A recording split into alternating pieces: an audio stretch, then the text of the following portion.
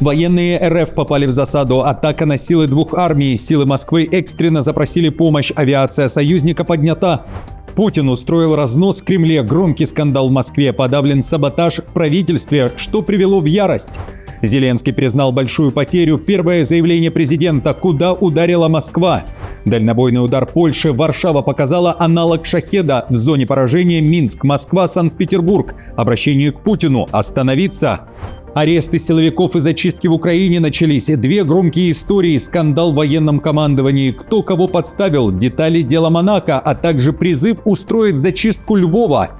Военные КНР на линию фронта. Москва и Пекин создают альянс для войны со Starlink. Об этом и не только, досмотрите.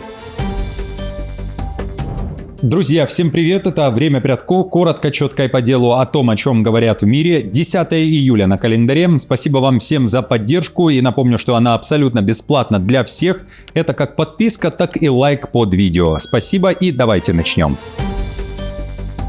Дальнобойный удар Польши. Зона поражения 1200 километров. Варшава официально представила свой ответ шахедам. Дальнобойный дрон «Хорнет». Польские власти запустили первую сборочную линию для массового производства таких БПЛА. Новый «Шершень», судя по характеристикам и на случай большой войны с Россией, о которой сейчас активно говорят, может поразить цели на территории Беларуси. Минск, Брест и Гомель теперь как на ладони у польских военных. Долетит польский «Шахед» и до России. Калининград, Смоленск, Брянск, Псков и Курск автоматически попадают под прицел. А при запуске от самой восточной точки границы Польши он дотянется и до Твери, Калуги и Великого Новгорода, а также до Санкт-Петербурга и даже Москвы. Комментируя запуск линии, замминистра обороны Цезарий Томчик заявил, что такие БПЛА жизненно необходимы стране. В то же время Польша призывает Путина остановиться. В Варшаве уверены, Москва готовится к провокации. Спецслужбы уже имеют данные, поэтому публичное оглашение об этих планах направлено исключительно на срыв операции РФ, заявили в МИД Польши. Сегодня вы должны поверить нам на слово. Не только мне, это делают и другие страны. У нас есть достоверная информация, что россияне снова что-то замышляют. И целью этих предупреждений является сдерживание их от совершения данных провокаций. И дай бог, чтобы так и произошло. Россия отрицает подобные заявления о нападении, но, напомню, ранее неоднократно говорила, что все военные мощности, которые находятся в Европе, в том числе и в Польше, на которых производят оружие для ВСУ, для Москвы являются военными целями. При этом накануне постпред РФ в ООН заявил, что это именно Европа готовится к войне с Россией, а не наоборот. Производство ракет «Патриот» для Украины будет осуществляться при ключевом участии Польши и будет запущено в течение нескольких недель. По итогам саммита НАТО в Анкаре стало известно о подписании соглашения между США, Польшей, Германией, Нидерландами и Швецией о создании Европейского центра обслуживания ракет ПАК-3 для систем «Патриот». Как заявил глава польского Минобороны Владислав Косиняк-Камыш, Варшава вошла в узкий круг союзников, получивших право на трансфер оборонных технологий, поэтому польская сторона будет напрямую координировать этот процесс и активно сотрудничать с Киевом. Это непросто, если сегодня только в Соединенных Штатах производство ракет для систем «Патриот» ведется в масштабах, которые не обеспечивают даже сами США. Поэтому делать это нужно очень быстро. Мы полны решимости. Польша готова немедленно приступить к обслуживанию и дальнейшим действиям. Первая партия ракет «Патриот» после объявленного Украиной дефицита придет в Киев уже в ближайшие дни, и эти ракеты передает США. Об этом накануне заявил Зеленский. Он уверяет, что это результат переговоров с Трампом в Анкаре на саммите НАТО. Военные РФ попали в засаду. Удар по колонне техники в Мали. На севере страны совершена мощная атака. Колонна, в которой находились бойцы российского африканского корпуса и малийские военные, направлялась к осажденному гарнизону в районе Анефиса, но была атакована силами Туарегского фронта освобождения Азавада, а также, по данным источников, связанными с ними джихадистами. В сети уже появились первые кадры перестрелки, и по данным Рейтер и AFP, в колонне могли находиться более 200 бойцов африканского корпуса и свыше 100 военнослужащих армии Мали.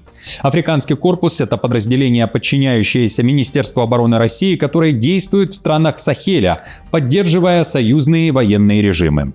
Бои продолжаются, точные данные о потерях пока не раскрываются, а малийская армия официально ситуацию не комментирует. Однако Перестрелка в пустыне оказалась настолько свирепой, что заблокированным российским бойцам пришлось экстренно запрашивать поддержку с воздуха у боевой авиации соседнего Нигера.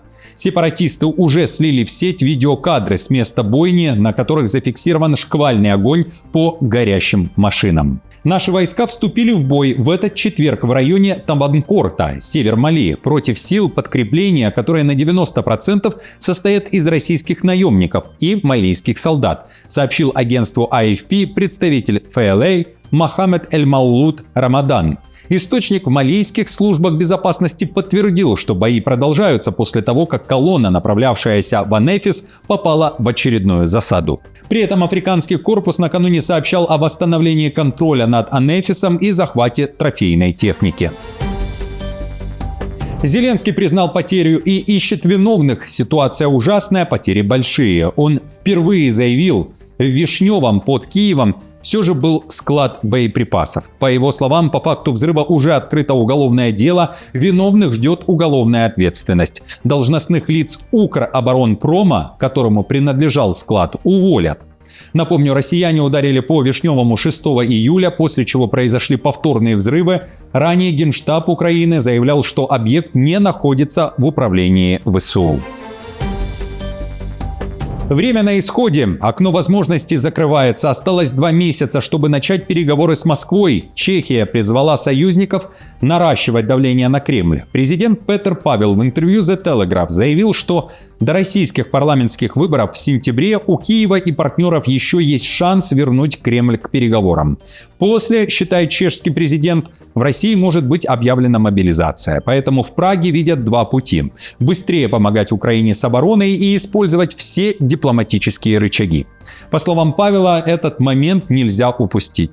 У России сейчас много внутренних проблем и вызовов. Российское общество все больше выступает против войны. Президенту Путину будет трудно сохранять спокойствие внутри страны. И если это давление продолжится, если Украина и дальше будет способна успешно поражать цели в глубине российской территории, это создаст условия, при которых Россия будет более склонна к переговорам. Путин устроил разнос в Кремле. Громкий скандал в Москве. Путин подавил саботаж в окружении. Он в ярости накинулся на группу советников, которые предложили пойти на уступки и заморозить линию фронта. Об этом говорится в эксклюзивном материале Reuters со ссылкой на людей из близкого окружения Путина. Тот же источник сообщил, что Путин недавно сделал выговор группе советников, предложивших компромисс, основанный на прекращении огня по нынешней линии фронта. Второй источник отметил, Путин верит, что Россия вскоре захватит Донбасс. Главным триггером жесткой реакции стали регулярные налеты украинских беспилотников на НПЗ и порты, спровоцировавшие дефицит топлива в России, говорится в материале. Вместо обсуждения планов Трампа Москва нацелена на продолжение наступательных действий ради полного контроля над Донбассом и расширения пограничной буферной зоны. И вновь, по оценкам западных аналитиков и данных украинской разведки, Кремль может пойти на проведение новой волны мобилизации, пишет агентство, акцентируя внимание на новом витке эскалации и недовольстве Путина. Процитирую. Союзники Украины ухватились за то, что они называют переломом в динамике войны. Некоторые призывают к дополнительным экономическим санкциям, чтобы заставить Путина прекратить конфликт. Однако последние успехи Украины лишь разозлили Путина и сделали его более решительным в стремлении дать жесткий ответ, считает человек, регулярно встречающийся с ним. В Кремле пока не реагировали на эту публикацию, однако там прокомментировали заявление и настроение Трампа, который говорил, что удары по России могут привести к миру. У Путина считают, что Белый дом не стал на путь эскалации, а Трамп просто запутался. Нет, не видим. Скорее мы видим некие заблуждения в администрации Белого дома. Заблуждения относительно того, что путем эскалации, путем военного давления можно способствовать выходу на мирный трек урегулирования. Это ошибочное суждение.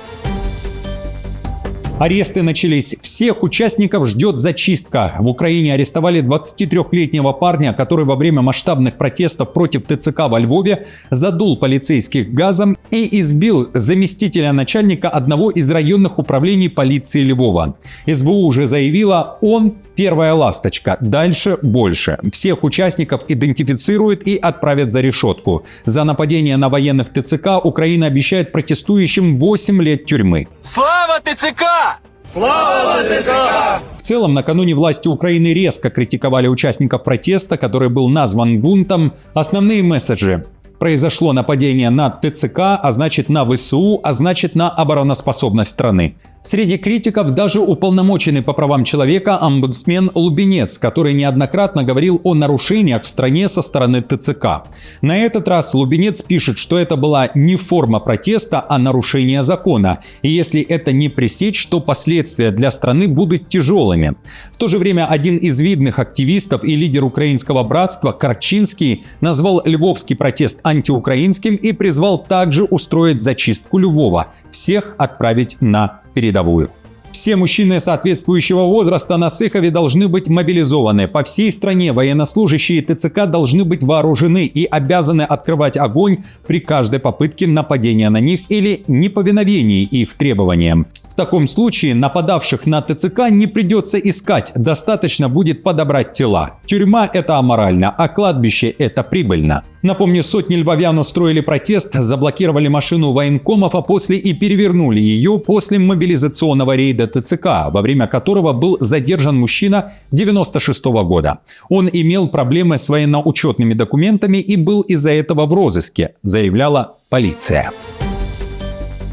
Представители спецслужб арестованы. Скандал в командовании. В Киеве отправили за решетку Владислава Реута и Виталия Жиковича без права залога. Их подозревают в убийстве Анастасии Березовской. Ее считали исполнительницей покушения на украинского бизнесмена в Монако.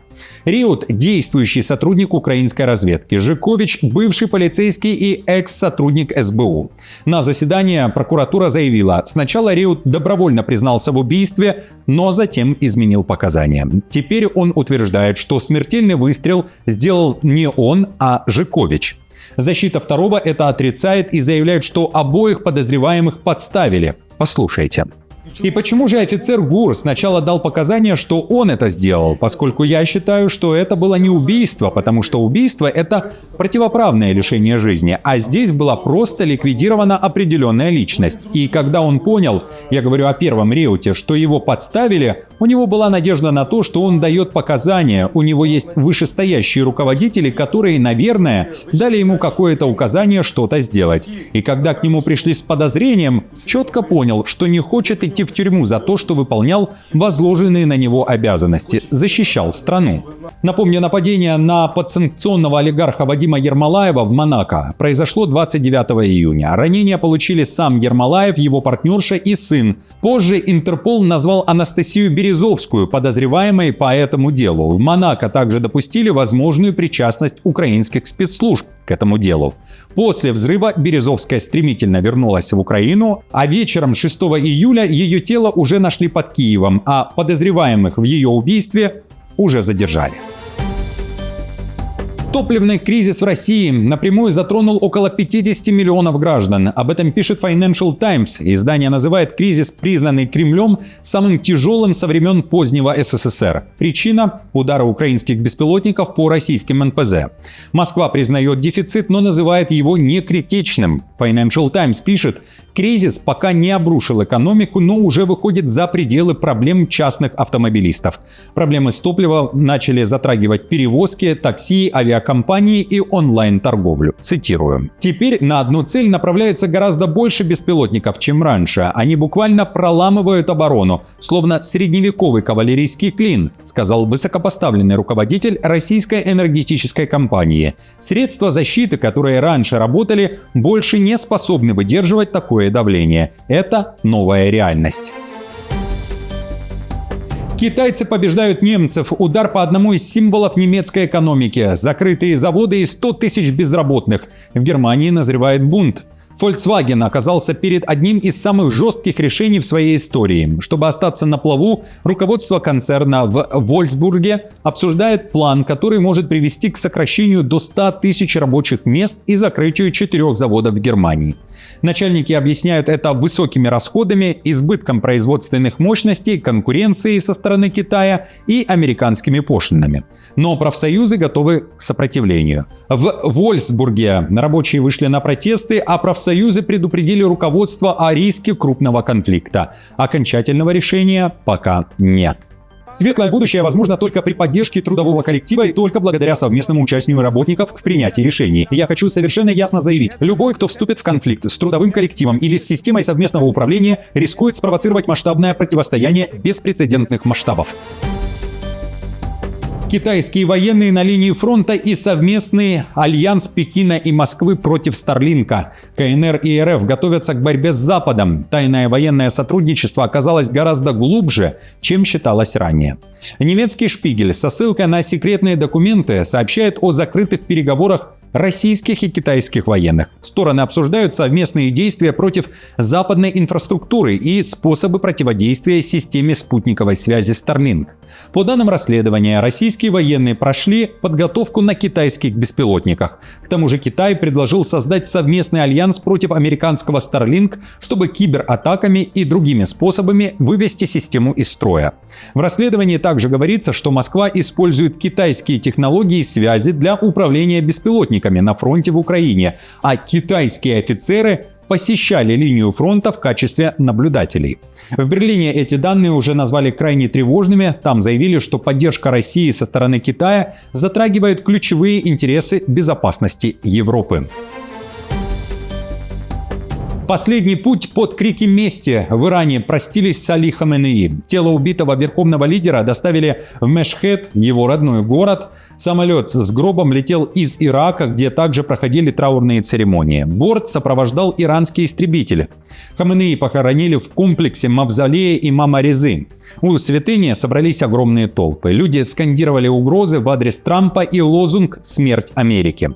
Траурные церемонии длились почти неделю. На прощание приехали делегации примерно из 30 стран. Кроме того, в день похорон иранские госсми впервые показали разрушенную резиденцию Хаменеи в Тегеране.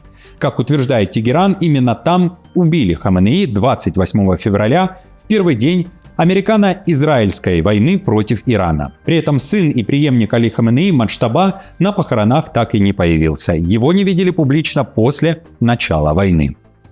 В других выпусках, друзья, также много ответов на вопросы и событий. Переходите, пожалуйста, на канал и смотрите. Также не забывайте подписываться и, если не сложно, ставьте лайк. До встречи уже завтра.